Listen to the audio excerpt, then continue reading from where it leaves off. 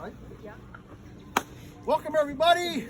I'm Joel, and I might break down here pretty quick. It's so great.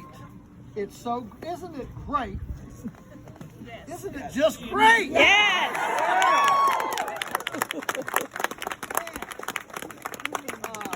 To just get together without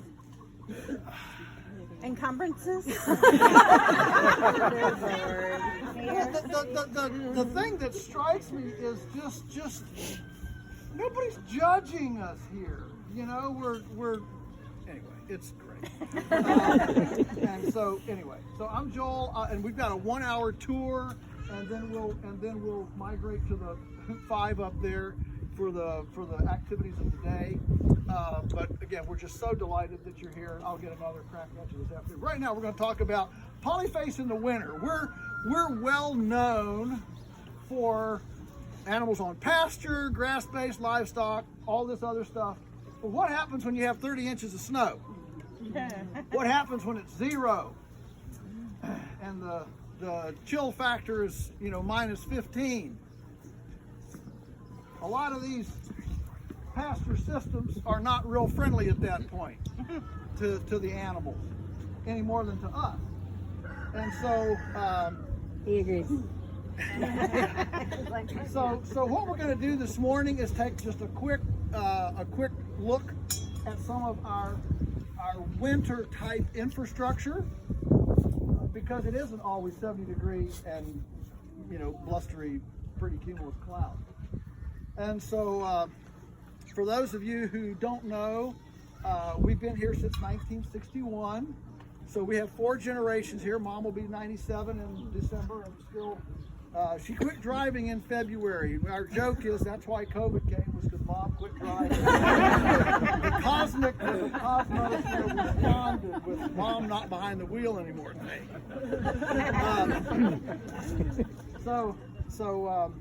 And then many of you met our son Daniel. Teresa is somewhere. We'll get introductions later. I'm just a figurehead. Everybody else does all the stuff. I just get to mouth off. So we've been here since 1961. The first 10 years were basically conservation and experimentation. We reforested about 60 acres of steep hillsides and gullies that should have never been opened in the first place, and were barley and wheat fields during the American disturbance. And you see, I learned this week. I'm minored in history in college. I learned something this week. Did you know that a civil war, by definition, is when 2 factions are fighting for the same government? In other words, they're trying to decide who's going to run the country. By definition, the American Civil War was not a civil war, because the South didn't want to run the North. They just wanted to be on their own. Free. And that's not a racist statement. It's not a sexist statement. It's not anything. It just is. Okay. So anyway. Where was I? Okay. So barley on the house. So this place had been like all the places in the Shenandoah Valley, had been intensive grain production for all this time, and there were rocks, gullies. We had measured one gully up here 16 feet deep. You know how much dirt leaves when it's 16 feet deep from rim to bottom. And so the first 10 years were kind of reforesting, doing a lot of experimenting with mobile infrastructure, electric fencing, and all that. And then I got to be in my teen years in the 70s, and sold at the curb market, eggs and different things. And then I came back to the farm. Teresa and I got married August 9, 1980, and then I came back to the farm full time September 24, 1982. And so that's when we actually started Polyface. We made the business, and up until then it was just a good place to grow up, experiment, a lot of dreams, a lot of ideas. but not really a going concern. And so when we came back, we made it a going concern. And the farm got paid for by mom being a school teacher, dad being an accountant, and off-farm jobs paid for it. So that we were able to start with a no mortgage. And so I stand on the shoulders of 2 generations that lived below their means for 2 generations. And that's the way wealth gets created. You don't get wealth created by living above your means for generation after generation. You have to live a little bit below your means, and that's the way you accumulate wealth. So I stand on the shoulders of greatness with that. So today we we own here, and we lease about 12 properties in the area. We're running about 1,000 head of cattle, 800 hogs, 40,000 broiler chickens, 5,000 laying chickens. We did about 1,500 turkeys. Our grandchildren have duck eggs. What? Louder? Okay. Have duck eggs, and we have lamb, and so we're it's not a backyard operation anymore. So in my lifetime, I have gone from that kind of homestead level to commercial scale. So in my mind, I can move seamlessly between those worlds. But I'm very cognizant of the fact that, when we first started getting some notoriety and speaking, I'd get done and everybody say, "Oh, that's cute, but how does it scale up?" With my little 6x8 foot eggmobile on bicycle wheels, 40 chickens in it. Now, when I get done, people say, "Well, that's awesome, but how does it scale down? Because I've only got 5 acres or 10 acres or whatever it is." So, so this winter, I'm planning to write another book. Are you surprised? And the title, the working title, I don't know if it'll be the finish, but the idea is the Homesteader's Livestock Handbook, about handling livestock on very small acres. Nice. And because we deal a lot with questions. Again, I can easily say those 400 cows on 3 acres a day, if you only have 2 cows, it's just a simple math formula, okay? But most people can't make that jump, all right? So I'm going to have to shepherd through it and make that jump for them. And in some ways, what you're going to see today are ideas that could be scaled down very easily for urban farming, where you literally don't have enough yard space to even look. If you've got a postage stamp yard in an urban setting, you don't want pastured chicken because the kids are bringing chicken manure in the house all the time. You don't have, okay? But what you can have is chickens on deep bedding. So let's start going through and we'll touch each of these. So we're going to start here with the hoop houses, and so the hoop houses are winter housing. Those were started as winter. Can y'all in the back hear me? Okay. Yeah, you can crowd in a little bit. I'll try not to spit too much. As my French teacher used to say, you come up close enough, you get the drippings off the altar. Because in French, you just hold your nose and spit, and I speak in French. So the hoop houses were developed for winter housing for the chickens in the wintertime. But they obviously can be used in dual purpose. We have rabbits in there. We have rabbits up here, up above. So you get the permaculture stacking concept. The hoop house that we're going to be meeting in today, you can also have events. And as soon as we vacate, like tomorrow, we're going to be cleaning that out, putting in about 18 inches of chips, and we're going to be putting about 200 hogs in there for the winter. Some of them would have already been there if it weren't for today. So they're pigs in waiting, not ladies in waiting, pigs in waiting, to come into their winter quarters. And so in all of these structures, you're going to see deep bedding. All right, here's the deal. Nature sanitizes 2 ways.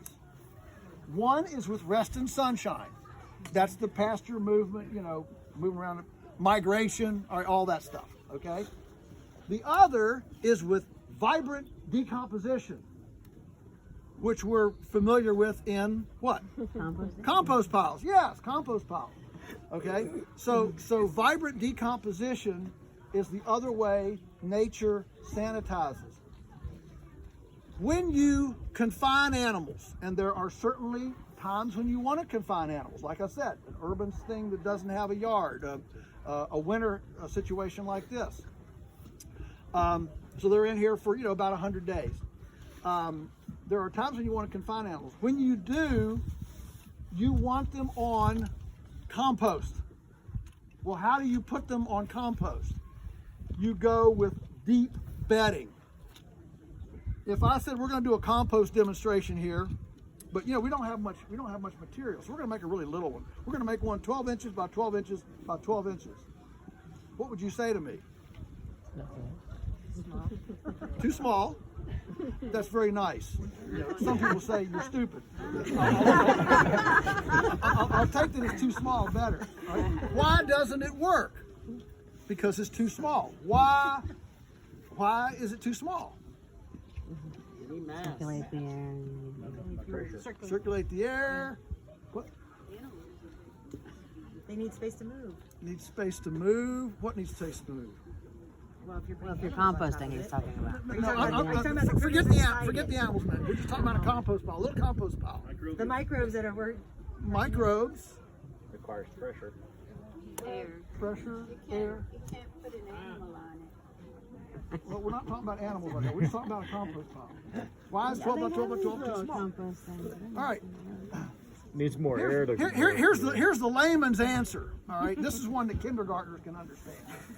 That compost pile is full of microorganisms, and they need schools and libraries and event spaces and houses, and it takes space for them to build their communities. And they can't do it in something that's just 12 by 12 by 12. So the smallest mass in which these microbes can build their communities, functional communities, is about 3 feet by 3 feet by 3 feet. Okay? That's kind of the normal. And if you read a book out of Europe, it'll say a meter by a meter by a meter. Okay? That's kind of the golden micro compost pile.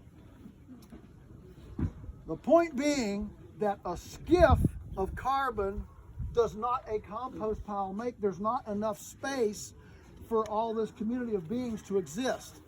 So when I say deep bedding, I mean deep bedding. And I belabor the point because I go all over the place and see people housing animals on 2 inches of bedding. That's unsanitary. It stimulates pathogens because there's no vibrant decomposition, because there's not enough mass for the communities of beings to build functional communities to do the vibrant decomposition. Okay? So, if we're going to house animals, we need depth. Well, suddenly that means we need carbon. Like lots and lots of carbon. Okay?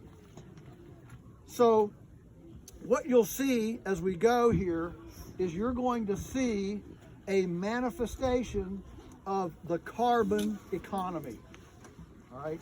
And when we get out to the barn and you see what's going on out there with the cows and all that, it'll become more aware. But so all these houses are designed so that they can accommodate about 24 inches of bedding of carbon. Okay? That's why they have sideboards. You notice they're not just hoop houses that come to the ground. They all have sideboards. Why? So they can hold this deep bedding in there. All right? And that deep bedding then, it gently composts. During the winter time, we throw in wheat or barley, whole wheat, whole barley on the floor in addition to their feeders.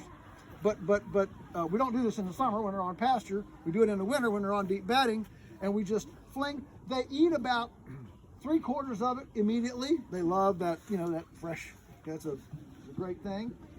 But about 25% of it sifts into the deep bedding, which is warm. It sprouts. And then the chickens scratch. They learn about the sprouted grains down in the bedding, and they scratch. And guess what happens when they start scratching into the deep bedding? They oxygenate it, stir it up, and that develops the composting program. Okay? So the animals are doing the work at 3 square feet per bird. If we go more dense than 3 square feet per bird, their manure load is faster than their scratch ability. So there's a magic sweet spot there that if we can't exceed, because we can't overload the top with manure faster than they can, incorporate it into the bedding.